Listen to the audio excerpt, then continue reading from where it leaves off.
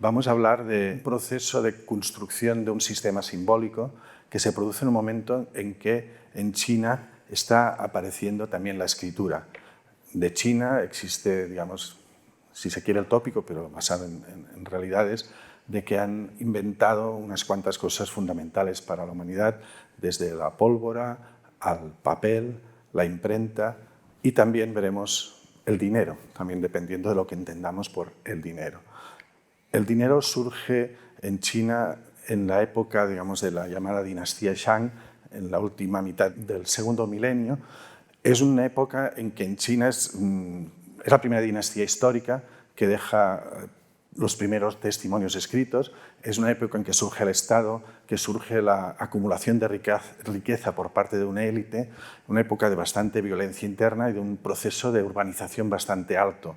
En este proceso histórico es donde aparecen en el norte de China, en la zona del río Amarillo, en las tierras secas, pero fértiles de la zona del norte de China, es donde surge esta civilización, esta dinastía, y que se constituye también como una especie de constelación de ciudades-estado de varias decenas de millares de habitantes, algunas de ellas, es decir, que estamos hablando de un lugar donde hay un alto grado de proceso de urbanización, pero evidentemente básicamente rural.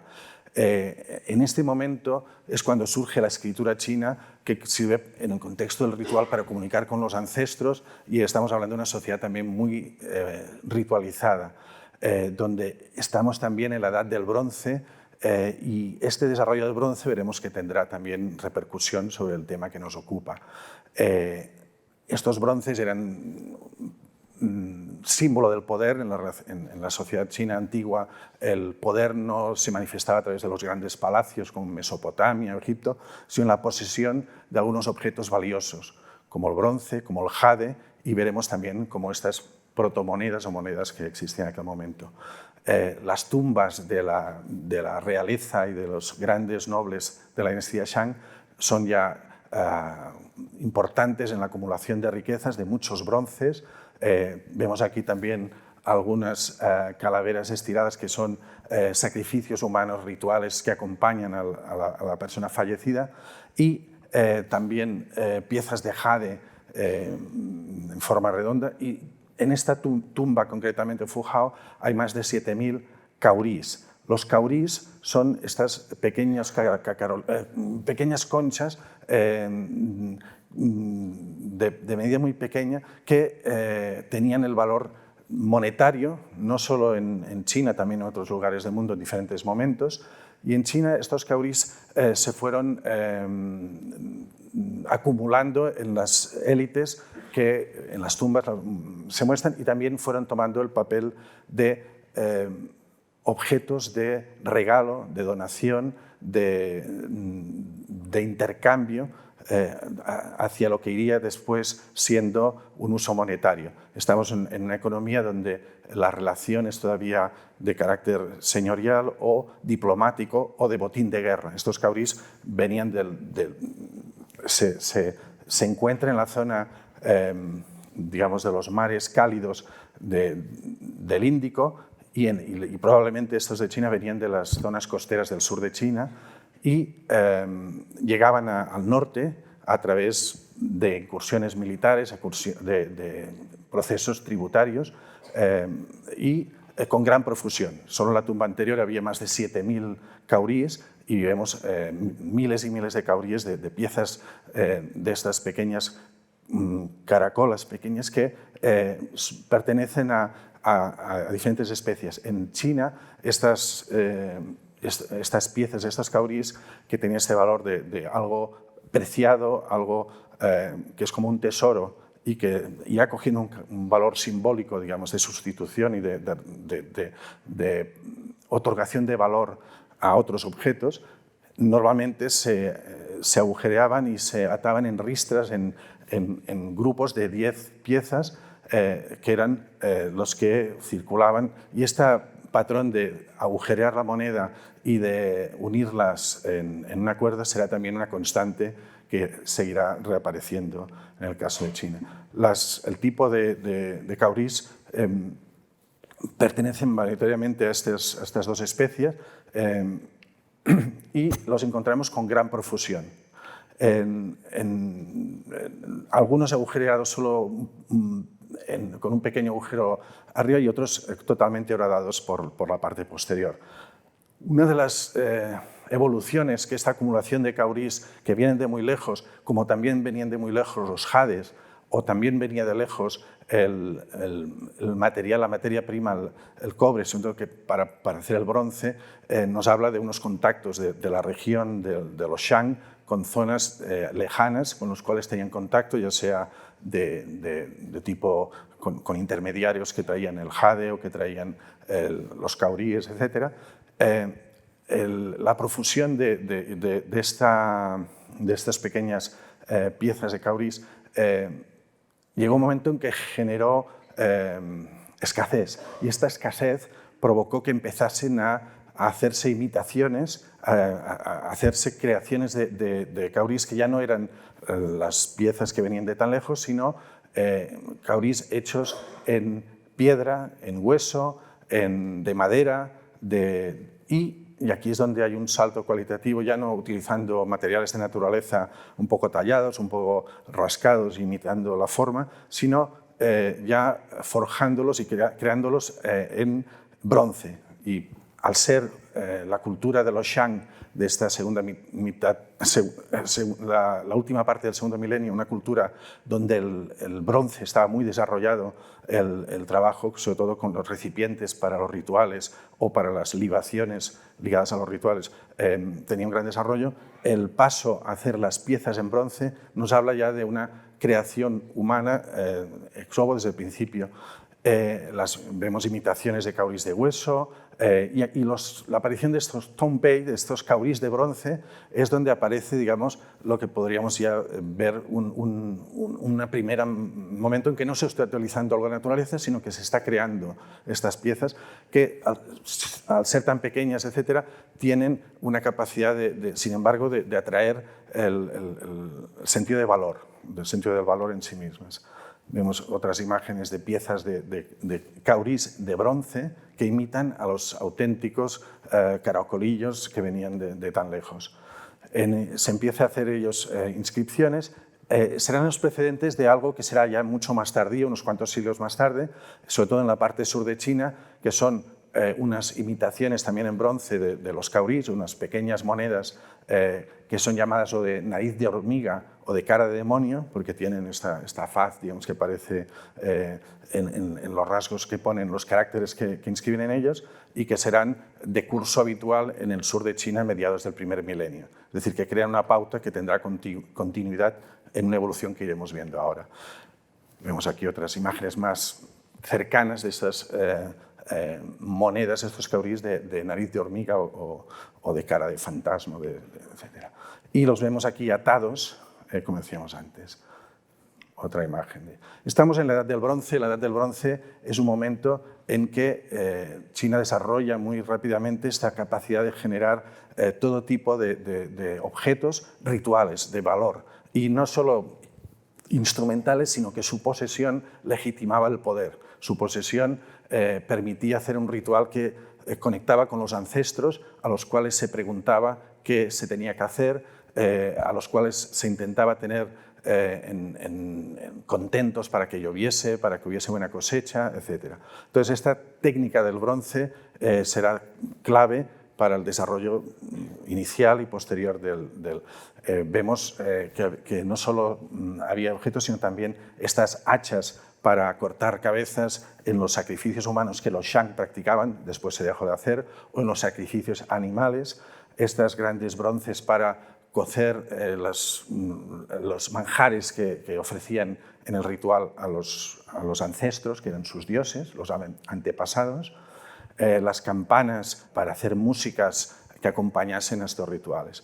Bueno, esta dinastía, la dinastía Shang, hacia el 1050 a.C., cayó y fue sustituida por otra dinastía que venía un poco más de Occidente, que estaba cercana y que representa un cambio de paradigma. Se deja de sacrificar, aparece una sociedad menos violenta y menos, digamos, centrada en el poder real y aparece una sociedad de carácter más señorial o aristocrático, o si se quiere, feudal, en cierta manera. Y especialmente los primeros siglos de esta larga dinastía de los Zhou, que es los Zhou occidentales, o Xizhou, que van, digamos, del siglo XI al siglo VIII, es cuando vemos que empieza realmente a aparecer, si lo que hasta ahora veíamos eran unas pequeñas conchas que tenían un valor de moneda, pero no exactamente todavía de valor de cambio, de valor de establecimiento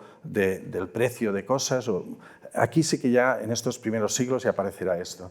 Y en unas características de esta dinastía es que la escritura, que hasta ese momento, durante los Shang, había estado centrado en comunicarse con los ancestros, en el ritual adivinatorio, empieza a tener otros usos y empiezan a aparecer abundantes inscripciones en los bronces. De estas inscripciones deducimos y sabemos explícitamente nuevos usos de estas pequeñas monedas, de estos caurís de bronce, donde ya vemos el concepto mismo de moneda.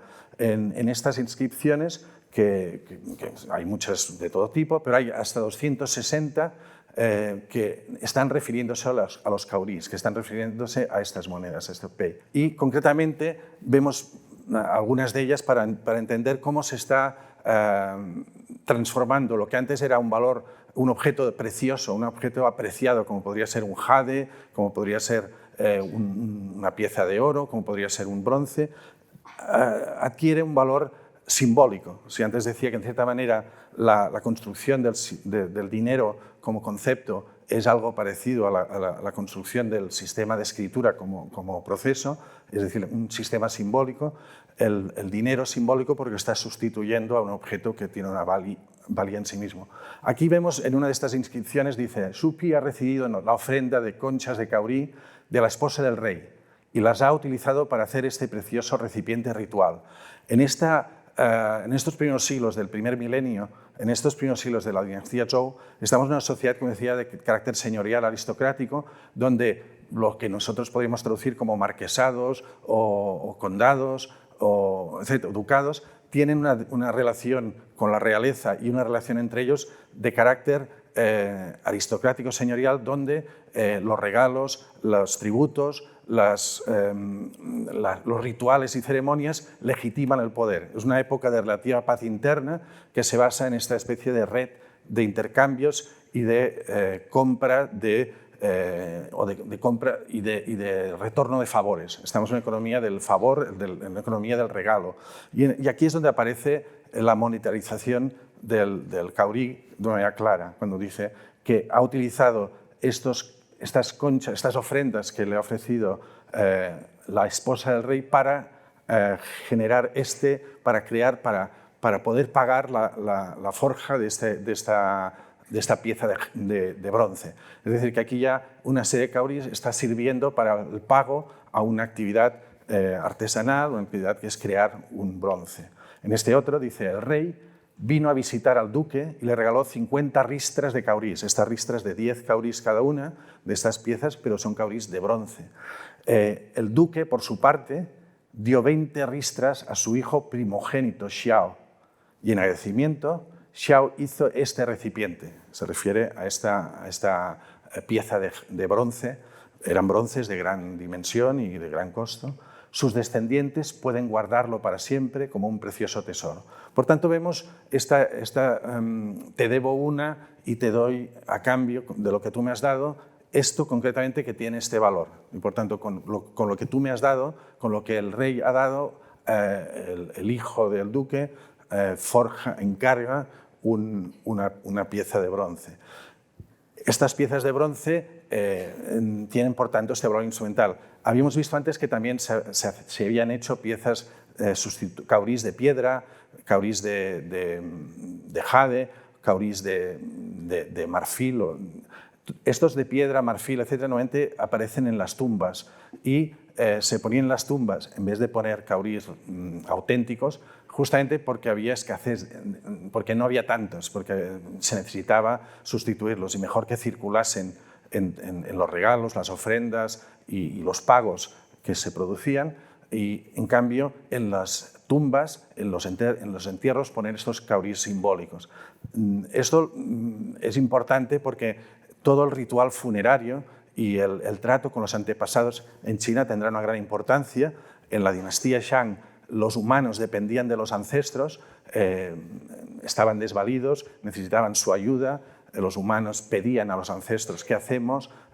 ¿Hacemos guerra o no hacemos guerra? ¿Plantamos o sembramos? Etcétera. Y en la dinastía Zhou, a lo largo de la dinastía Zhou, el culto a los antepasados, como perdurará durante milenios, cambiará el sentido. Serán los humanos los que deberán cuidar a los ancestros, deberán hacerles homenaje, deberán alimentarlos y deberán también ofrecerles comidas en determinadas fiestas, deberán ofrecerles ofrendas distintas, cánticos o homenajes. El hecho de acompañar a la persona fallecida con tesoros y valores económicos y monetarios, veremos que tendrá una continuidad.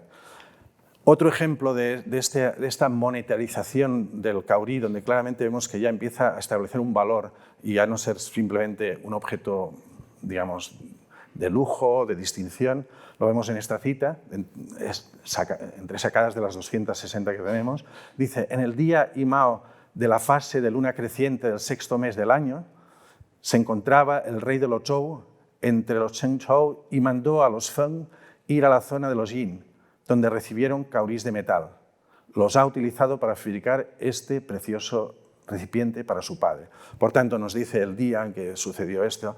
Hay toda esta ritualización, esta ofrenda. Estamos en una época donde el ritual ya no es como la época Shang, en el segundo milenio, un ritual más orgiástico, brutal, sangriento y que buscaba el contacto con los antepasados a través de una especie de contacto chamánico. Aquí estamos en un ritual y unas ofrendas que son para demostrar quién tiene el poder. Y quien tiene el poder es quien tiene los bronces, quien tiene los caurís, quien tiene la moneda, etc. Pero en este sentido más de intercambio de favores, de contrapartidas a cambio de la lealtad, a cambio de unos servicios prestados, etc.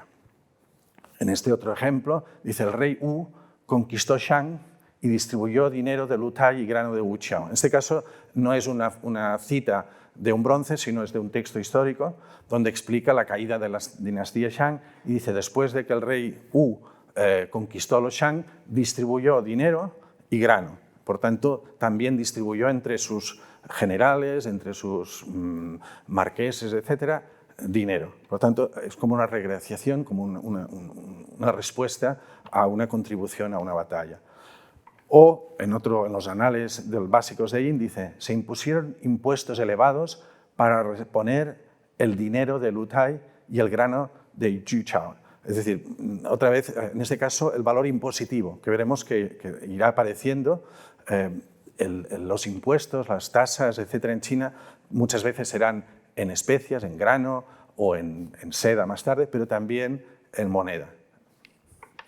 En esta otra cita, donde vemos, estamos en citas que nos remiten al siglo X, siglo IX, siglo VIII, por tanto, en un momento inicial del primer milenio, donde se está documentando ya, a través de datos arqueológicos o históricos, este valor monetario de estas piezas. Dice: el rey Wu restauró las políticas de Pankeng, distribuyó el grano de Yuchao y dinero de Lutai al pueblo para demostrar su altruismo. Por tanto, este altruismo, esta beneficencia, este demostrar su capacidad de estar cercano a sus allegados, a la nobleza que le rodeaba, forma parte del valor que tiene, del uso que tiene el dinero en aquel momento, en esta economía, digamos, aristocrática, señorial y de regalos, más que ser una economía de mercado de una cosa. Hay teorías sobre el origen del dinero que hablan del origen del dinero como algo que deriva del trueque, con un mercado. Antes daba 2 pollos y a cambio de 3 pescados, y luego a partir de un cierto momento empieza a dar 3 monedas. Vemos que hay otras teorías, como lo de David Graeber, que hablan de la aparición del dinero en un contexto que viene de la economía del regalo, de la economía de una esfera de intercambio de servicios y que luego se va transformando. Ahora lo iremos viendo. Bueno, esta primera fase de los Zhou, donde había una especie de red aristocrática, señorial, podríamos decir feudal en cierta manera, para encontrar un referente que conocemos, se va transformando en un periodo que coge el nombre de una crónica histórica, las primaveras y los otoños, que es digamos, la parte central del primer milenio, y aquí sí que claramente hay una evolución hacia una economía más basada en el comercio, más basada en el mercado literalmente, de vender y comprar cosas, y donde aparecen otro tipo de monedas que ya no son las evoluciones en metal del caurí inicial. Estamos en un periodo en que China no es un imperio unificado, sino en el que hay diferentes reinos que son concentraciones de poder de antiguos señores que han ido conquistando, han ido acrecentando su dominio, y si antes hablaba de una constelación de señoríos cercanos al rey, que en cierta manera se corresponderían mejor a la parte central de este mapa, donde vemos unos reinos más pequeños o unos territorios más pequeños, el de Song, de Lu, de Wei, etc. En cambio, como ha crecido también el control y el dominio sobre más territorio, la dinastía, se concentra el poder. Y esta concentración de poder ya obedece a nuevas lógicas que no son la de la cercanía con el monarca o la de dependencia con un escalafón señorial, sino la lógica del dinero y la lógica de la guerra. Es decir, quien tiene poder, quien acumula riqueza. Y aquí es donde el dinero se convierte realmente en algo fundamental, y aparecen diferentes tipos de monedas según la zona de la que estemos. China en este momento, digamos, es una constelación de reinos que comparten rasgos culturales, pero no está unificado. Esta dinastía, hay una referencialidad de un rey que es compartido, pero que no controla todo el territorio, sino que cada señor o cada duque o cada marqués, etcétera, tenía control total sobre su territorio, pero reconociendo e intercambiando estos regalos y estas ceremonias y estas prácticas de reconocimiento, de dependencia mutua. Aquí ya estamos en otra lógica, que ya no es la señorial, sino la de la guerra, la de la acumulación de riqueza. Y después de este periodo aparecerá otro periodo donde esto se acelera todavía más, que es el periodo de los reinos combatentes. Ya el Zhangguo, el propio nombre lo dice, estamos ya en un momento en que estos reinos se han ido reduciendo y están en guerra todos contra todos, y aparecen murallas internas, no solo externas, y aparecen coaliciones entre ellos y una necesidad de sobrevivir a través de enriquecerse y de generar una gobernación que permita la expansión en un contexto de guerra generalizada. En este contexto es donde aparecen ya anteriormente, en la época de los reinos de las primaveras y los otoños, aparecen una diversidad de formas de monedas que ya no son solo los caurí, sino que diferentes zonas han generado sus propias monedas en función de situaciones distintas y a veces intercambiándose entre ellas. Y vamos a ver un poco esas diferentes formas, cómo surgen y cómo se expresan, sin que haya desaparecido todo el caurí, que seguirá perviviendo sobre todo en el reino del sur, del reino de Chu.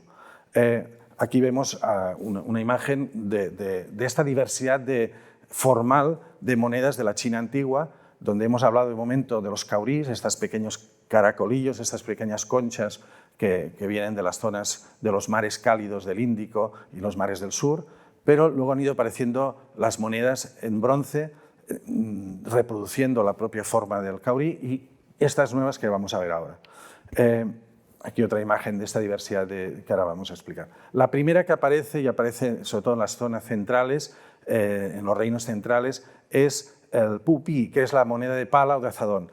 Es una pala o azadón. Estamos en una sociedad, en unos reinos que dependen básicamente de la agricultura y donde en el contexto todavía ritual inicial de la ceremonia, del regalo o simplemente de la valorización de este objeto, lo que antiguamente, estos son de muchos siglos antes y milenios incluso, los azadones y las palas se convierten en objeto de valor, un objeto muy apreciado.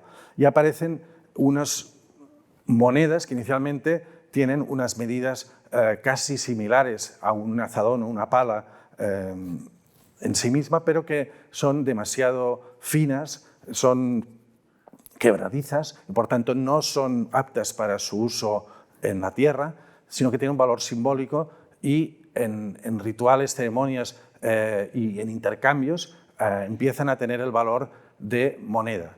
Por tanto, de ser equivalentes a unas cantidades de tierra, a unas cantidades o a unas prestaciones, etc.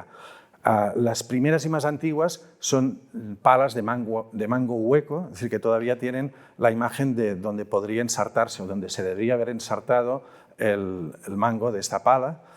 Y tiene unas dimensiones que pueden tener 15, 20 centímetros, 25, por tanto son prácticamente objetos que claro, nosotros no asociamos con una moneda, pero tienen el valor de moneda en el sentido de que están teniendo este valor de cambio y este valor de establecer el precio de unas cosas.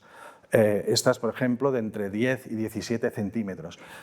En esta época, en China, se ha producido una evolución económica hacia una economía mucho más desarrollada, donde estos diferentes reinos que están en guerra, pero también están en contacto, han de comprar cantidad de grano de un arroz, mijo, etcétera, de un reino hacia otro. Han de intercambiar embajadas y, por tanto, intercambiar regalos, han de comprar complicidad diplomática o hacen saqueos y roban a los otros y luego lo ofrecen.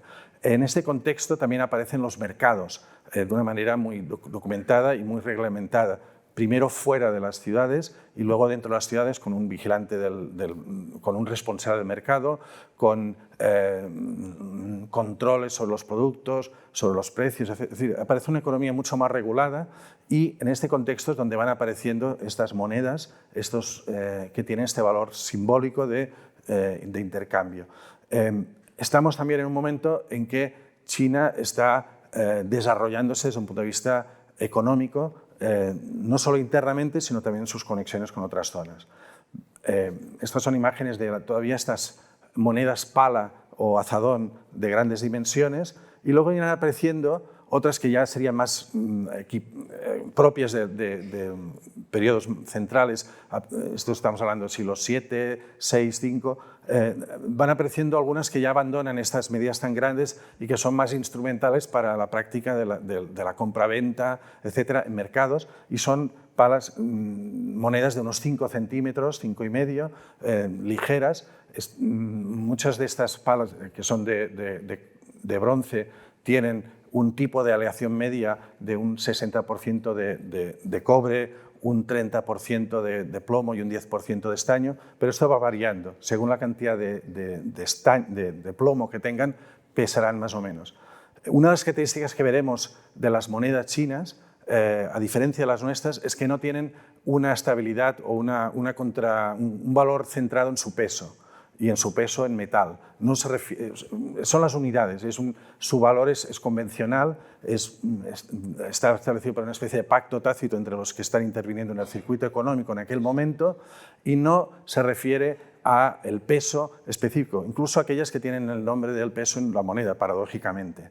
Por tanto, a veces pueden tener una medida similar, pero unas pesan 8 gramos, otras 6 gramos, otros 5 gramos, y eso no varía su valor. Es decir, no hay porque lo importante es la unidad y que sea. Muchas de estas monedas aparecían con inscripciones en ellas, inscripciones que vemos que sobresalen y que a veces se refieren a la ciudad donde han sido forjadas o a veces se refieren al valor, etc. Por ejemplo, en este caso, la inscripción dice Liang y Jing, que se refiere al reino. Liang se refiere al reino de Liang y un jin se refiere al peso que tiene, 12,5 gramos. Pero insisto, después cuando vas a la realidad hay pesos distintos. Es un punto de referencia, es como decir, es la que se refiere a este tipo de... En este caso también, reino Liang, un jin de 5,4 centímetros. Por tanto, otra práctica y otra característica de las monedas chinas es que llevan escritura, que llevan inscripciones, no tienen caras dibujadas, sino signos que se refieren muchas veces a las ciudades o al reino donde está forjada, porque normalmente, exceptuando algunas épocas, en la China antigua las monedas no se producían desde un centro que lo controlase, sino desde diferentes ciudades, de diferentes centros emisores que se legitimaban y que sí que controlaba el Estado o el territorio su validez, pero no las producía. Vemos aquí una donde lo que pone es Taín, el señoría de Zhao, es decir, hay diferentes inscripciones, diferentes formas. Hay variedad de formas, entraremos ahora, unas que tienen las puntas hacia arriba, otras hacia abajo, pero son estilizaciones de estas palas iniciales que vimos que eran casi de tamaño natural, con la embocadura para meter el palo. Todo esto evolucionó en poco tiempo y adquirió un valor también simbólico en su forma, pero que tenía ya inicialmente esta capacidad de dar valor, de sustituir simbólicamente al valor de algo. Aquí vemos otras imágenes de colecciones de estas palas que son finas, delgadas, quebradizas en las iniciales. Y la evolución de formas y de tamaños a lo largo del tiempo, porque hay profusión de ellas, es algo que no solo son 4 que se han encontrado en un sitio o en otro, sino que hay una gran cantidad de palas de todo tipo y formato. Estas ya son también de estas más pequeñas, tardías, y donde incorporan esta característica del pequeño agujero que permite ensartarlas y portarlas, llevarlas en un cinturón, permite su transporte, su agrupación en grupos de 10, porque el valor no era la moneda por sí sola, sino 10 monedas en un cordel y que permitían hacer estos intercambios. Esto será característica de la moneda china, el llevar un agujero, veremos. Estas son redondeadas, según la ciudad, según la zona de China, pues tenían una forma u otra. Y el valor simbólico y el recuerdo, digamos, de este momento fundacional de estas formas lo encontramos en que todavía hoy en diferentes bancos, en diferentes instituciones financieras en China, aparece esta forma. Este verano estaba por Taiwán y fotografié la fachada, un poco, digamos que estaba un poco por limpiar porque es una zona muy húmeda allí, donde vemos estas monedas en forma de pala, en forma de azadón, como imagen, como motivo de la fachada del Banco de Taiwán. Por tanto, vemos una referencia que es reconocible como algo fundacional del dinero en el este de China. Luego aparece en otras zonas, más bien el norte y el noreste de China, de aquellos reinos de la China de las primaveras y los otoños y de los reinos combatientes, aparece otro tipo de moneda que es propia también de unos reinos, estos del norte, que son más ganaderos, cazadores y pescadores que no solo dedicados a la agricultura, y en este caso su objeto preciado no es tanto la pala o el azadón como el cuchillo para quitar la piel a los animales, para abrir el pescado, para cazar, etc. Y aparece este otro formato de moneda que es más propio, digo, de los reinos del norte. Luego circularán entre sí porque hay intercambio entre ellos, que es el taopi, la moneda esta. Y es también una moneda que muchas veces aparece con un agujero, lo cual permite ensartarlas y unir, llevar colgando o juntas, o simplemente intercambiarlas en grupos de 10, etc. El hacer objetos preciosos con forma de cuchillo ya lo veíamos en épocas mucho más antiguas, esto es del 3000 a.C., que son puntas de lanza o filos de cuchillo de jade. El jade es un material precioso para los chinos, más que el oro, es un material que se considera casi con poderes mágicos, y desde las tumbas, desde el Neolítico, aparecen objetos de jade de todo tipo. Y también encontramos puntas de cuchillo o de lanza de jade, que evidentemente no servirían demasiado para su cometido por ser relativamente frágil, etc. Por tanto, tiene un valor más bien de tesoro, de algo para ser acumulado, para ser ofrecido a los ancestros o para acompañar en los ritos funerarios a los que fallecían. Vemos también cómo en la dinastía Shang, en la época del bronce, también se producían estos cuchillos historiados y con mucha, digamos, profusión decorativa. Y aquí nos aparece una imagen de el molde de terracota que permite hacer estos cuchillos de bronce lanzando o dejando en el molde el líquido del metal fundido para que después genere la pieza. Aquí vemos otro molde. Por tanto, estos moldes que se han conservado nos hablan también de la técnica que permitía desarrollar estas piezas. Otros ejemplos los encontramos curvados con la punta hacia arriba. Hay diferentes tipologías según la zona, según la época, según el momento. Muchos de ellos con la arandela que permite enlazarlos, etc. Aquí vemos también variaciones. Y en muchos de ellos también hay inscripciones. Por ejemplo, esta es una colección de los Liu Zedao, que son las monedas conmemorativas de 6 caracteres. El sentido, digamos, simbólico de las monedas chinas no se queda solo en el simbolismo de marcar un valor, un precio respecto a unos servicios, a unas actividades, unas tierras o unos objetos, sino también no dejará de tener nunca un valor simbólico en sí mismo como objeto ceremonial, ritual o conmemorativo. Y eso veremos que seguirá hasta momentos. Por tanto, algunas monedas no eran para intercambio económico, sino para conmemorar, para celebrar o para ir a las tumbas, etcétera, etcétera. Y eso lo vemos desde el principio, aquellos caurís de piedra o de jade o de marfil que no circulaban en el intercambio económico, en el intercambio de regalos y ceremonias, sino que tenían este sentido estrictamente de tesoro singular.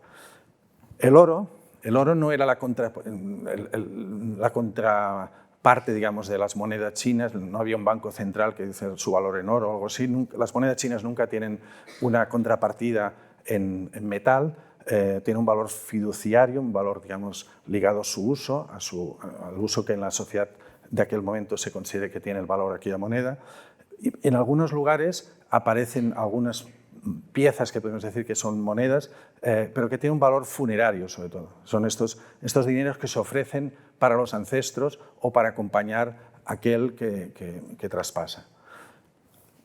Aparece finalmente, bueno, en otra zona de China, en la parte más occidental, en el reino de Qin, un tipo de moneda que será a partir de entonces la más usual y la que se acabará imponiendo, que es la moneda el dinero de carácter circular, el Huanqian, moneda circular. A veces con el centro agujereado redondo y a veces con el centro agujereado cuadrado.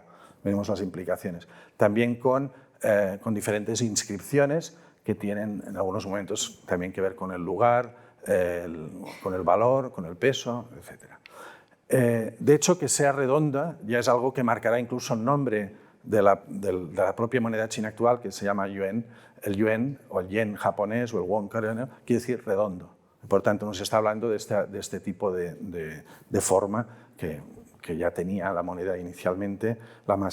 Esta forma redonda, con un agujero en medio, nos remite a un objeto previo de jade que tenía una gran importancia ritual desde la época del Neolítico, que se encuentra profusamente representado en las tumbas desde las épocas del cuarto milenio, tercer milenio antes de Cristo, que es el pi. El pi es un aro de jade agujeado por el centro. El círculo en China simbólicamente representa el cielo y el cuadrado la tierra. La dualidad entre cielo y tierra será una especie de representación abstracta inicial de lo que acabará siendo formulado abstractamente el concepto del yin y el yang. El yang, el cielo, lo expansivo, lo grande, y el yin, la tierra, lo receptivo. Esta coexistencia y correlación entre dos principios complementarios será, digamos, presente. Y este pi, que es tan presente en muchas tumbas como un objeto de gran valor de jade que venía de las montañas del Kunlun, muy lejos de todas estas regiones sinizadas en aquel momento, será el que prefigura la forma de estas monedas redondas que surgen en la mitad del primer milenio. Encontramos tumbas aquí, por ejemplo, con toda esta acumulación de pi. En la primera imagen que puse de la tumba de la dinastía Shang no se veía muy claro, pero al fondo había también unas cuantas decenas de estos aros de jade que quien los poseía, quiere decir que tenía gran poder, que tenía gran prestigio, que era seguramente alguien de la realeza o de la alta nobleza o alguien con un nivel social muy alto.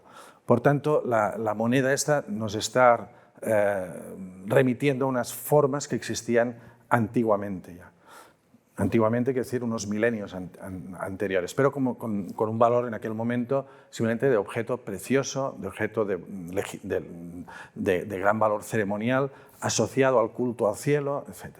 Aquí vemos ejemplos modernos porque todavía hoy es común ver en China tanto pequeños aros de jade agujereados que se llevan como un colgante a jades de 20 centímetros, 30 centímetros de gran valor porque, como decía antes, es una piedra de gran consideración y de gran valor en China. Aquí vemos otros ejemplos y aquí ya más ejemplos de monedas redondas con inscripciones distintas, inscripciones que son de tipo, estas inscripciones sobresalidas, es decir, que el molde hace que salga la inscripción hacia afuera, algunas son interiores.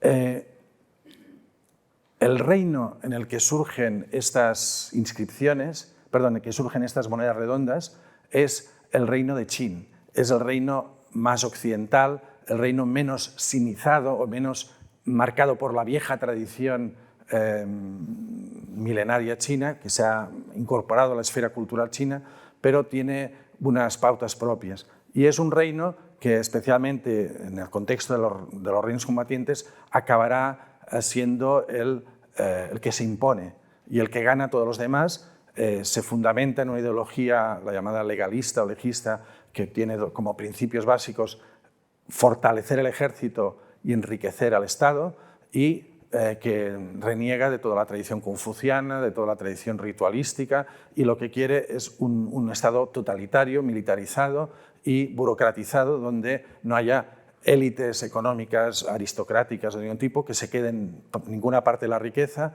donde todo lo que se produce sea acaparado por el Estado para hacer funcionar su máquina burocrática y su máquina militar. Este reino, que durante varios siglos va combatiendo y va conquistando a los otros, acaba unificando a la China. Y el primer emperador, Qin Shi Huang, es el que conocemos por los soldados que guardan su tumba, los soldados de terracota que están en Xi'an. Vemos aquí la localización de este reino, Qin, que está un poco más al sur y más occidental, pero que acabará conquistando a todos los otros y, por tanto, haciendo desaparecer sus peculiaridades. Porque una de las características del imperio, cuando se impone el imperio, es que borrará todas las distinciones, todas las singularidades, todas las monedas, en este caso que estamos ahora, todas las formas distintas de escritura que hubiesen, todas las tradiciones literarias que hubiesen, etc.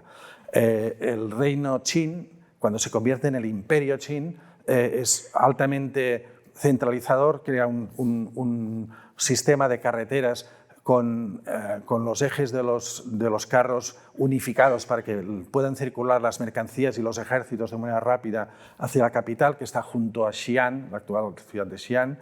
Crea también todo un sistema de canales para que circulen los impuestos y los ejércitos. Construye la Gran Muralla, la completa, también destruye las murallas internas. Estas son algunas de las medidas que muy rápidamente realiza la Gran Muralla. Hace construir Qin Shi Huang, que era un emperador, digamos, déspota y megalómano, se hace construir un gran túmulo funerario para cuando llegue el momento de su muerte, que está por excavar, del cual solo conocemos una parte de los ejércitos de terracota de tamaño natural, digamos, que custodian la tumba. Esta es la tumba por excavar, de la cual sabemos seguro que está allí, porque las descripciones hablan de que hay una especie de diorama o de maqueta de China en la cual los ríos, el río Huanghe, el río Yangtze, los grandes ríos chinos, están hechos con mercurio que fluye por allí, y los estudios desde fuera detectan una cantidad de mercurio impresionante, por tanto seguro que está allí, pero por los motivos que sea, por la complejidad y por otros, no está excavado. Pero sí está excavada la zona donde están los soldados de terracota. Este emperador unificó la escritura, creó un estilo de caligrafía digamos, muy uniforme y rápido para poder apuntar las leyes, las levas militares, las normas, los impuestos. Creó un sistema unificado de pesos y medidas. Sabemos que en la Europa misma del siglo XVI, XVII había las libras y las onzas. No, todo el mundo, para poder recoger bien los impuestos, los pesos para saber la cantidad de grano que se entregaba, la cantidad de seda que se entregaba al Estado, etcétera, tenía que estar unificado. También estas cazuelas para recoger el grano, las medidas de cantidad también estaban unificadas, y también la moneda. Y por tanto, con la llegada del primer emperador, con la llegada del imperio, en 221 a.C., desaparecen las monedas en forma de azadón o en forma de espada, que eran propias de otros reinos y que habían pervivido hasta ese momento. Y también las de nariz de hormiga y cara de fantasma, que eran evoluciones de las monedas que venían de los antiguos caurís. Y introduce una moneda que se llama Panliang. El Panliang, el nombre es medio liang, pan es medio, liang es una medida que es un tael. En teoría es una medida de peso, pero, como decía antes, encontraremos algunas que pesan 8 gramos, otros 6, otros 5, y no pasará nada. Es decir, no será, lo importante es que esté legitimado o esté claro quién las emitía. Empiezan a producirse ya en el siglo IV a.C., por tanto, antes de que hubiese unificado toda China, en aquel reino, en el reino de Qin, este reino más occidental y más al sur de lo que es el conjunto de China, ya empezaron a crear estas monedas. Son unas monedas que en sus fases iniciales, en sus momentos iniciales, servían básicamente para la economía del Estado, es decir, no tanto para los sectores privados, por decir así, pero en una concepción del Estado totalitario y de un Estado muy centralizado y muy militarizado y burocratizado, servían para pagar los servicios, para pagar el ejército, para hacer las compras, es decir, dentro del circuito económico de la propia dinámica del reino de Qin. Pero enseguida fue adoptado también por los mercados privados e incluso entró en otros reinos y tuvo alguna presencia en otros reinos anteriormente a la unificación del imperio. Después, bueno, aquí vemos otras imágenes, otros ejemplos de este Panliang, de este medio liang, esta moneda que se generalizó y que tuvo un impacto al ya no ser la moneda de un reino, etcétera, y además de una época en la que hay un desarrollo muy rápido de China. Pero esta dinastía duró apenas 25 años. Aquí vemos un molde donde por el canal central fluiría el líquido fundido del bronce para hacer las monedas. Aquí vemos otro ejemplo de estas moldes para hacer las monedas y uno donde las palabras aparecen invertidas, son formas curiosas, en este caso de 3,1 centímetros y 6 gramos. Vamos viendo diversos ejemplos de Panliang. Decía antes que esta dinastía que tuvo tanto impacto que funda el imperio, un imperio que desde el 221 perdurará hasta el año 1911, es decir, 2 milenios, pero la dinastía Qin, la del primer emperador, los soldados de terracota, la Gran Muralla, la unificación de las monedas, de los pesos y medidas, etcétera, etcétera, duró apenas 25 años. Fue fugaz y la nueva dinastía, que en principio la hizo caer y era muy contraria y criminalizó la figura de este primer emperador como una figura totalitaria y brutal, creó un nuevo imperio que duró 4 siglos, la dinastía Han, que no acabó de desmontar, que más o menos mantuvo el sistema burocrático, fiscal y militarizado del imperio Qin, pero lo mezcló con el culturalismo propio del confucianismo, los exámenes imperiales, suavizó, digamos, la ley de los Qin. Esta es la época también en que China se conecta con toda Eurasia a través de las rutas de la seda, que hacen circular la seda, que de hecho es una economía inicialmente también de regalo, de comprar amistad o paz en la frontera a cambio de que no hubiera incursiones. esta seda que salía de Chang'an hacia el norte, hacia las estepas, etc., muchas veces era regalada a los pueblos nómadas del norte para que no atacasen, para que no... En general, las rutas de la seda serán también un momento de gran intercambio, de gran cantidad de desarrollo económico. Pensemos que la ciudad de Chang'an tenía más de 1,5 millones de habitantes. Por tanto, estamos hablando de unas dimensiones importantes. La seda se convirtió también en objeto de valor económico en sí mismo, como de intercambio. Es decir, aparte del precio, los fardos de seda eran también como una moneda, funcionaban como moneda, en paralelo a las monedas en sí mismo. Los Han al principio mantuvieron los Panglian, las monedas de los Qin, pero luego generaron unas parecidas, con el agujero central más grande. Recuerdo que estos agujeros centrales sirven básicamente para ensartar en una cuerda y poder llevar todas las monedas, por ejemplo, atadas en un cinturón, etc. Es decir, una manera de transportarlas cómodamente y poder moverlas. Eran algunas de ellas muy ligeras, más ligeras, de entre 3,5 a 5 gramos, etc. Entonces, a partir de entonces, las monedas redondas irán funcionando y tendrán su desarrollo y no seguiremos con ella. Pero ¿qué pasó? Que con el tiempo... bueno, aquí vemos otros ejemplos de estos instrumentos que permiten forjarlas, otros ejemplos de monedas.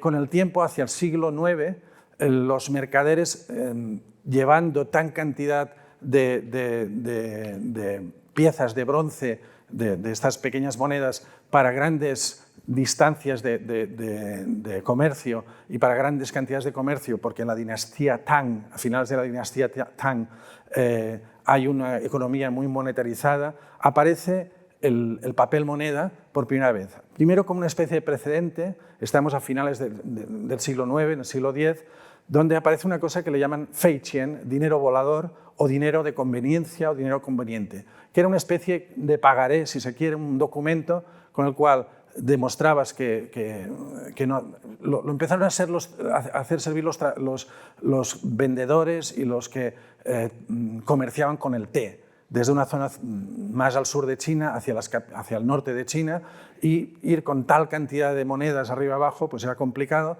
y generaron este instrumento financiero de sustitución simbólica, de nuevo, en este caso de las monedas, donde ya no hacía falta llevar las monedas arriba abajo, sino que tenían el mismo valor. Este invento, este nuevo formato de dinero fue posible porque habían dos inventos tecnológicos. Si al principio hablamos de que el bronce hizo posible que el caurí pasase a ser una moneda fabricada por la mano humana de bronce, en este caso hay dos inventos que hacen posible la invención del papel moneda, que son el papel, que ya llevaba 1 milenio funcionando en China, y luego la imprenta. En la dinastía Song, es un poco más tarde, entre el siglo X y el siglo XIII, es cuando propiamente ya se emiten cantidades importantes de papel moneda, de billetes, y estamos de hecho en la dinastía Song, que es un poco el equivalente al Renacimiento en nuestra tradición. Es la época de la revolución científica en China, de la revolución filosófica, de muchos cambios y transformaciones, de una época muy innovadora y también económicamente muy comercial y muy urbanizada. Por tanto, donde hay mucho comercio entre regiones distintas de China que se han ido especializando en productos distintos, y donde ir arriba y abajo, no solo con el producto, sino además con grandes cantidades de moneda, pues era inconveniente. Entonces aparecen estos billetes, algunos les llaman jiaozi, y esto, como decía antes, es posible porque ha aparecido la imprenta. Desde los primeros textos impresos en China son del siglo también IX, X, VIII, y preferentemente imprimen en forma xilográfica. La imprenta de tipos móviles, es decir, con las letras que se van montando en China, no es tan conveniente porque no son 27, 29 letras, sino miles de ellas, pero también las hay. Y luego hay el estilo xilográfico, es hacer un hueco grabado, llegar a una placa y luego imprimir sobre esa misma placa. De hecho, el primer texto impreso en este sentido fue un texto budista, porque los budistas querían transmitir el mensaje y siempre las religiones favorecen este tipo de documentos reproducidos mecánicamente. Eran billetes que tenían también algunos sellos certificados de autenticidad o de control del imperio, de los funcionarios, a pesar de que eran emitidos por diferentes ciudades o diferentes comerciantes, eran como una especie también de valor fiduciario, es decir, que era no había un banco central que dijese este vale tantas oro, tantas monedas, sino que era un acuerdo entre los comerciantes que los hacían servir para darle ese valor, pero estaba certificado o controlado por el Estado. Tuvieron una gran profusión de uso, una gran presencia, porque había un movimiento comercial muy importante en aquel momento, en ciudades que, como digo, tenían más de 1 millón, 2 millones de habitantes, una economía muy desarrollada, donde la seda, el té, el arroz, etc. Muchos productos circulaban, las porcelanas tenían una difusión en diferentes regiones, etc. Y también hacia el interior.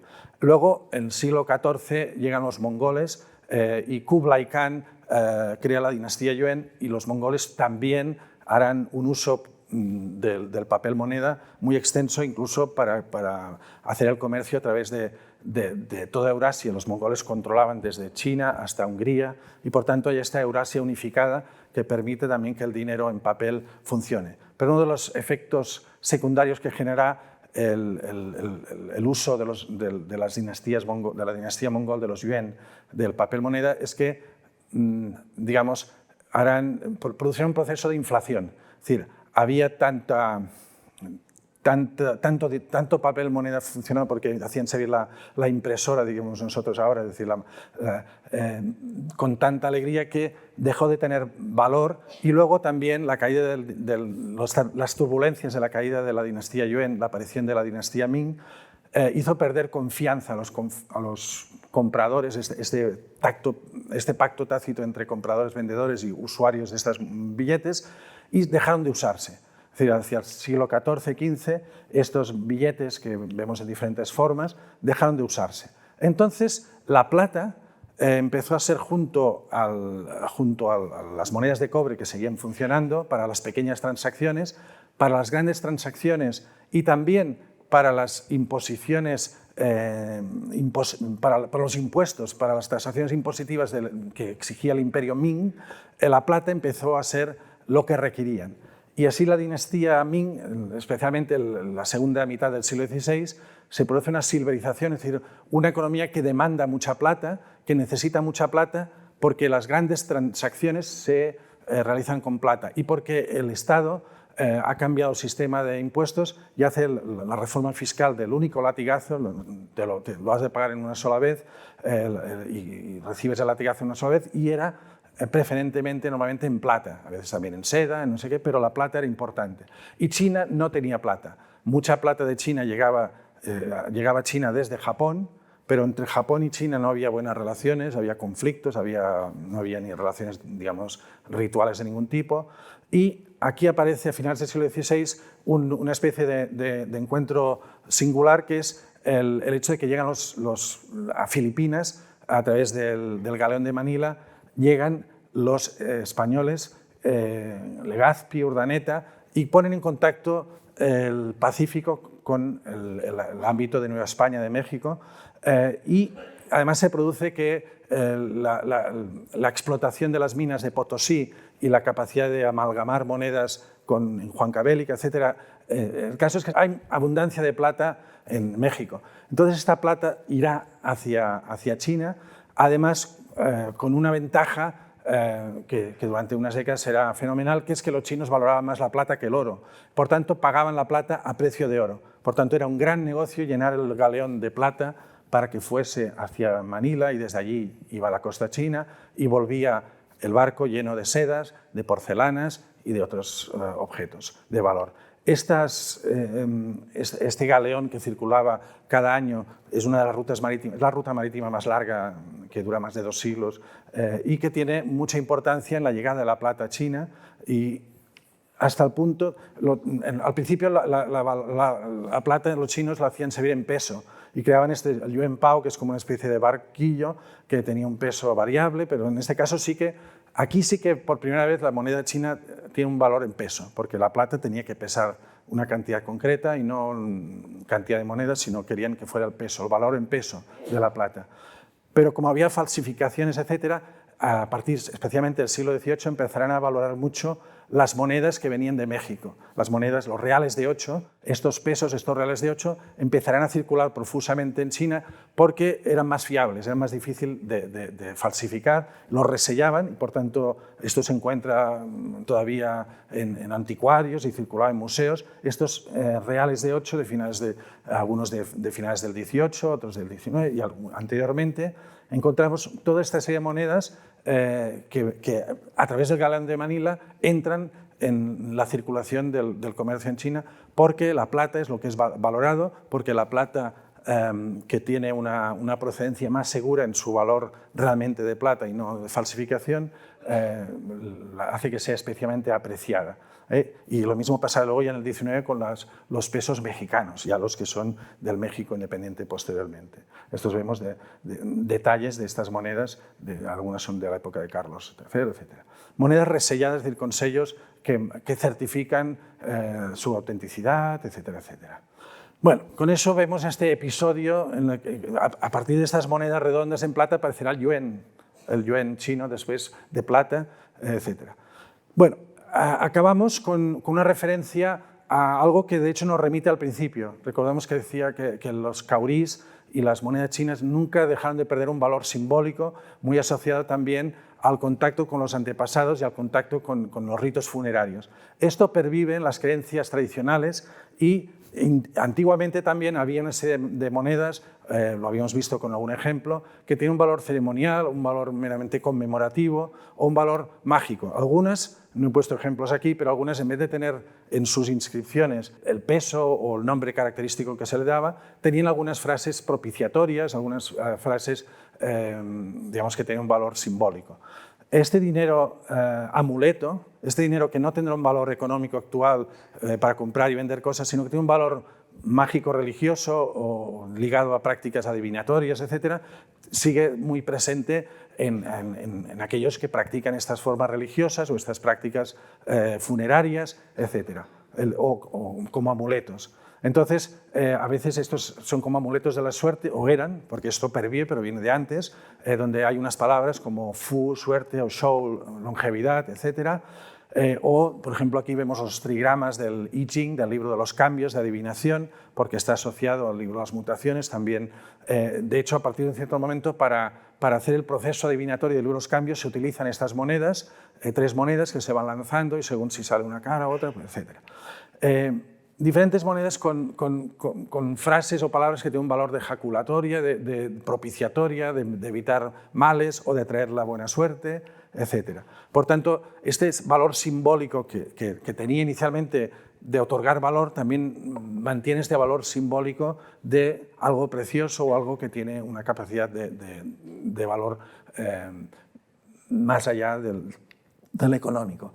Algunos con forma de dragón. Una práctica antigua que también se producía era el de, en los ritos nupciales, en los matrimonios, entregar monedas. En ese sentido, esta economía del regalo. Cuando decimos que el rey daba unas monedas y luego también en cada matrimonio pues había entrega de monedas. Esto desde el principio así. Los ritos funerarios, los ritos nupciales estaban asociados a la entrega de monedas. Por eso también aparecieron antiguamente las llamadas monedas de juegos secretos que se dejaban en la cama de los que se casaban, donde habían algunas indicaciones de posturas, digamos, de los juegos sexuales en los cuales tenía que practicar para dar descendencia, porque está ligado a la idea de fertilidad, porque los chinos dan mucha importancia a la continuidad de la familia, a la fertilidad, y por tanto, por si no, igual que hay todos unos Kama Sutras chinos, digamos, los libros de flores, los libros de primaveras, que indican las posiciones, etc., pues aquí también encontramos monedas de este estilo, donde hay este tipo de indicaciones ligadas a los rituales nupciales. Y dejamos las monedas y volvemos al papel moneda, al billete. Y también en los billetes, y aquí sí que ya vamos acabando, el billete está presente en los rituales funerarios o en los cultos a los antepasados o las ofrendas en los dioses. En los templos taoístas, los templos de la religiosidad popular, hay la práctica de ofrecer dinero, quemar dinero o entregar dinero, un dinero simbólico, pero que se compra en el templo, es decir, que tiene valor económico, pero no son monedas de circulación habitual y que se quema porque en las creencias populares, en nuestro mes de agosto, los espíritus, las personas que murieron sin que nadie les cuide, sin descendencia o de muerte violenta, están por allí vagando y hay que hacerles ofrenda, hay que recordarles, hay que protegerse de ellos. Y quemar dinero delante de la tienda, delante de casa, pues es una manera de hacerlo, que vemos este señor. Y estos son ejemplos de estos dineros simbólicos ofrecidos para los templos, o para los ritos funerarios, o para protegerse de los espíritus, digamos, potencialmente peligrosos. Estos ejemplos con dioses dibujados, etcétera, y que en los templos pues se queman profusamente. Esto es muy presente en la China rural, en Taiwán, en Hong Kong, en algunos lugares de la diáspora. Hay estas prácticas rituales que nos remiten al uso inicial del dinero como algo que está ligado al rito funerario o al rito conectado con los ancestros. Vemos aquí delante de la tienda quemando dinero para también propiciar, para ofrecérselo a los espíritus que no tienen ninguna familia que les cuide, básicamente, en este caso. Luego aparece el dinero para los dioses, el dinero oscuro, que empieza a imitar dólares o monedas o billetes existentes, es otra variación, otro tipo de dineros, porque no solo en los ritos funerarios, sino también en los templos. Igual que se ofrenden inciensos, también se ofrecían o se ofrecen dineros para quemar. En la religión popular hay también, y con esto sí que ya es lo último que apuntamos, un dios del dinero, el dios de la riqueza, Cai Shen. Y este dios es al cual se le pide pues, que la familia sea próspera, etc. En una sociedad donde vemos que el dinero desde el principio ha estado allí como un valor simplemente de riqueza, de prosperidad, de legitimación de la posición y luego de intercambio económico. Una sociedad que cuando llega el año nuevo se saludan diciendo Kong Xi Fa Cai, que quiere decir literalmente te deseo que te haga rico. Nosotros tenemos próspero año nuevo, no es muy lejano, pero digamos que nos habla, digamos, de cómo sin complejos el dinero está allí. Muchas gracias, espero que...